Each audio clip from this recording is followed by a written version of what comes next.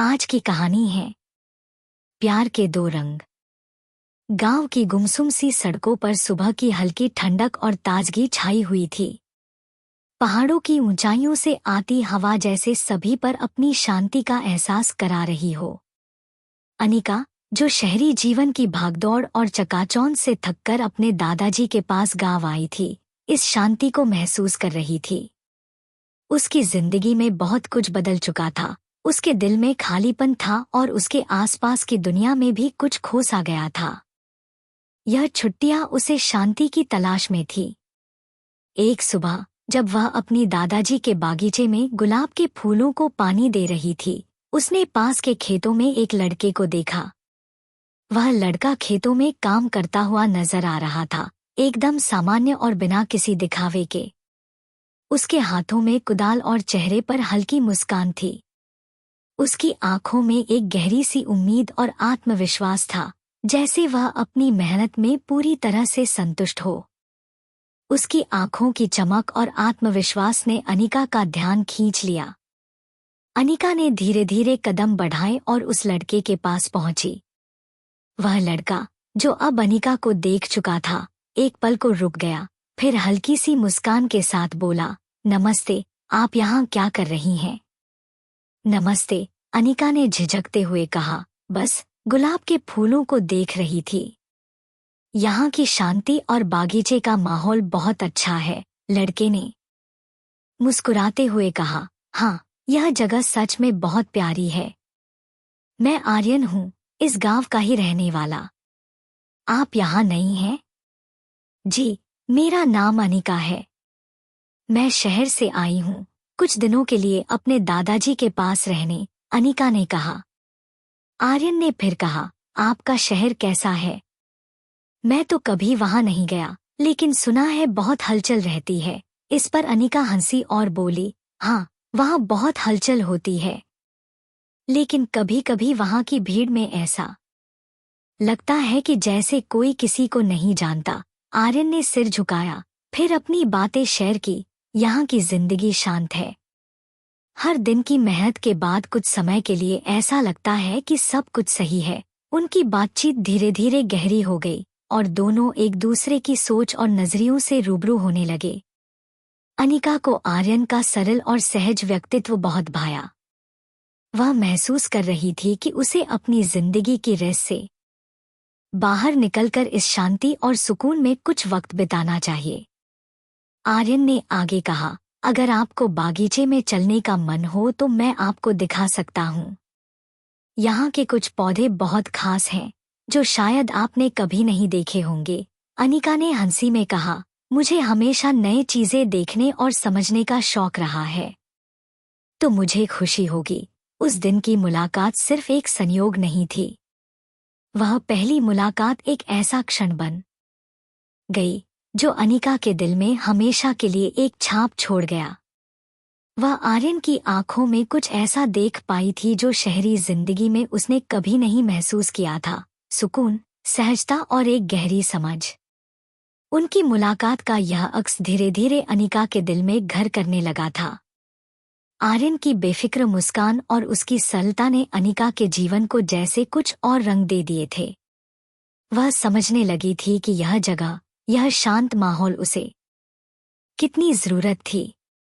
आर्यन और अनिका की पहली मुलाकात एक नए रास्ते की ओर इशारा कर रही थी, एक ऐसी राह जो उन्हें न केवल एक दूसरे के करीब ले आएगी, बल्कि उनकी जिंदगी में कुछ अनकहे एहसास भी जगा जाएगी। पहली मुलाकात के बाद अनिका और आर्यन की दोस्ती धीरे धीरे एक नई दिशा में बढ़ने लगी।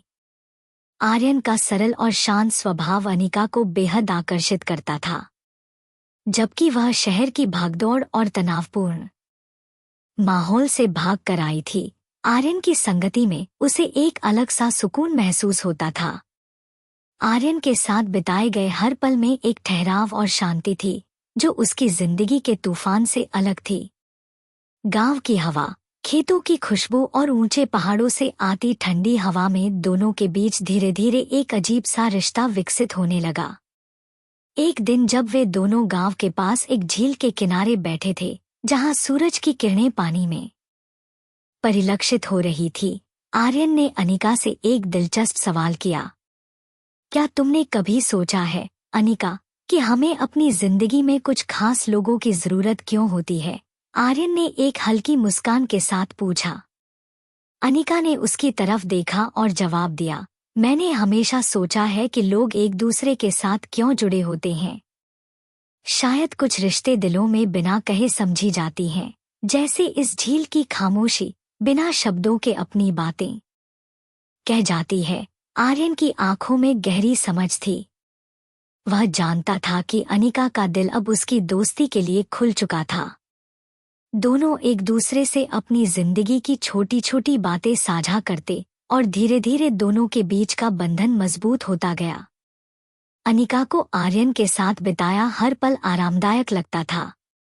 वह अब अपनी शहरी दुनिया को भूलकर इस शांत गांव के माहौल में पूरी तरह से खो चुकी थी।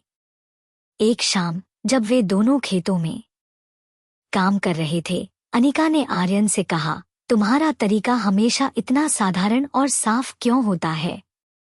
तुम्हें कभी गुस्सा नहीं आता, कभी परेशान नहीं होते? आर्यन ने हल्की सी हंसी के साथ जवाब दिया, गुस्सा आता है, लेकिन कभी ऐसा नहीं लगता कि वह किसी चीज को बदल सकता है। जिंदगी में कोई बात स्थिर नहीं होती। वैसे भी यह जगह और यह लोग हमें सिखाते हैं कि हर चीज को समय और शांति से देखो। अनिका उसके शब्दों पर सोचने लगी। आर्यन की यह बात उसके दिल में गहरे तक बैठ गई।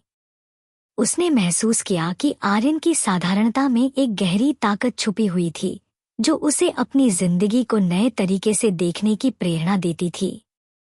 दूसरे दिन जब वे झील के पास बैठे थे, तो अनिका ने आर्यन से कहा, कभी लगता है कि कुछ रिश्ते हमें बिना किसी वादा या इरादे के मिलते हैं और फिर वह हमारे दिल में छाप छोड़ जाते हैं।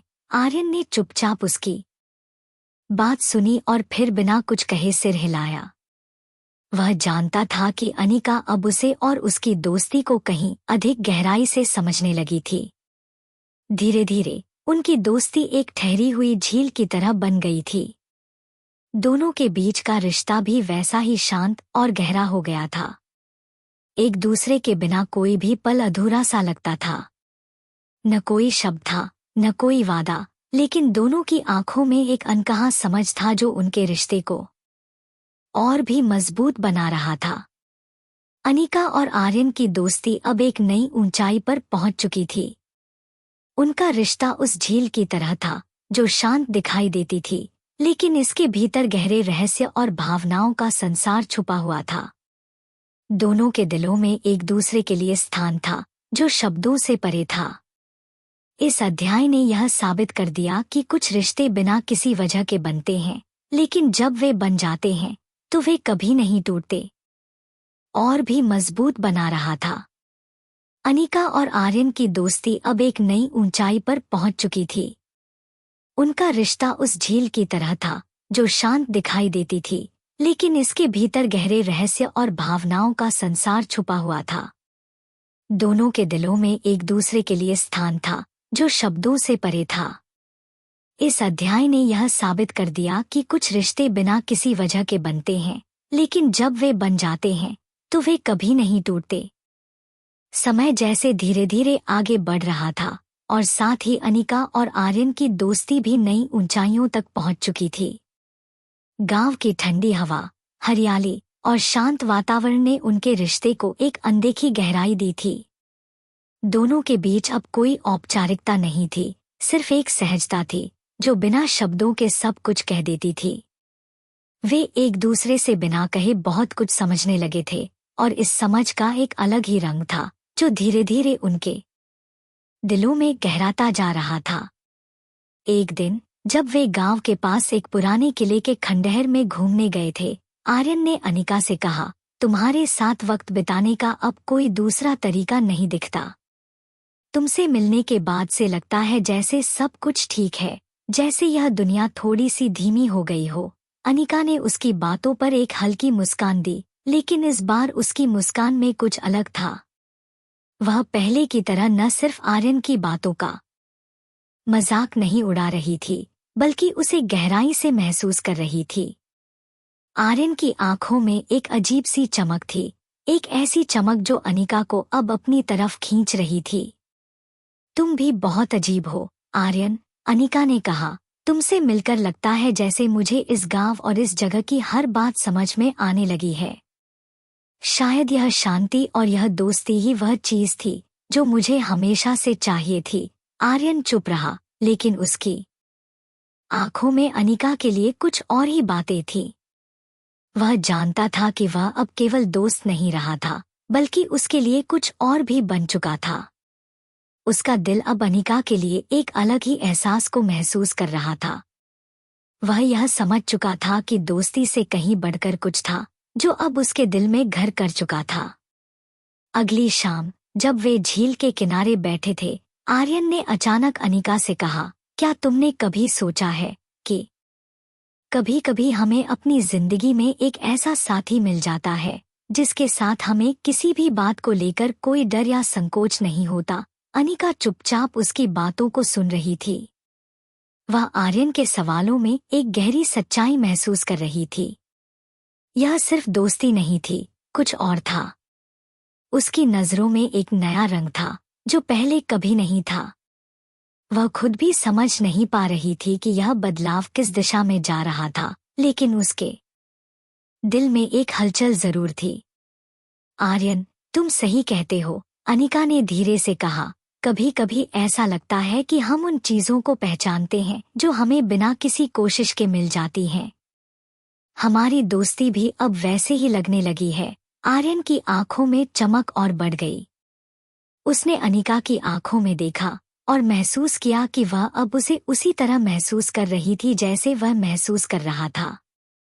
उनके बीच का रिश्ता अब सिर्फ दोस्ती तक सीमित नहीं था, बल्कि वह एक नई शुरुआत की ओर बढ़ रहा था, एक ऐसा रास्ता जो दोनों के दिलों को एक दूसरे के करीब लाता था। कुछ देर तक दोनों चुप रहे, लेकिन अब चुप्पी में कोई अजनबीपन नहीं था। वह दोनों अपने अपने दिलों की बातों को समझने लगे थे। वह जो शब्दों में नहीं कह सकते थे, वह उनके दिलों में एक अलग तरह से गूंज रहा था। आर्यन ने फिर धीरे से कहा, क्या तुमने कभी सोचा है, अनिका, कि यह दोस्ती अब शायद कुछ और बन चुकी है?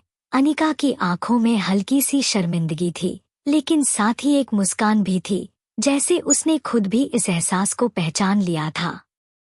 वह आर्यन की ओर देखती हुई बोली, हो सकता है, आर्यन, हो सकता है कि हम दोनों अब इस रिश्ते को कुछ नए रंगों में महसूस करने लगे हैं। इस पल ने दोनों के दिलों में एक नई उम्मीद और एहसास का रंग भर दिया।